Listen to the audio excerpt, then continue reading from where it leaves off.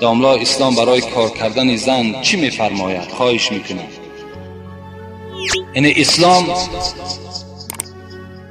مقابل نیست که خواهر و زنهای ما و شما کار نکنند، بلکه اولا چیزی که من برای شما خبر میدهم، خواهر ما و شما نفقه او در گردن پدر و مادر است، در گردن پدر است تا وقتی که به شوهر میبراید، و زنهای ما و شما را نفقهش در گردن ما و شماست تا وقتی که اگر طلاق میخورن از تا حتی در عیده هم باشن، اگر نفقهشان در گردن ما و شماست.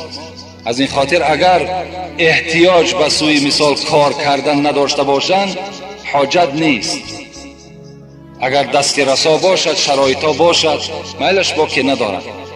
لیکن اگر یعنی علاج نباشد، مثل که امروز بیمارخانه ها احتیاج به سوی زنها دارد که ما و شما زنها را میبریم، نمیابیم یک مثال زنی را که همون زن ما و شما را طبابت کند. دل ما و شما به سوی مردها دور می رود.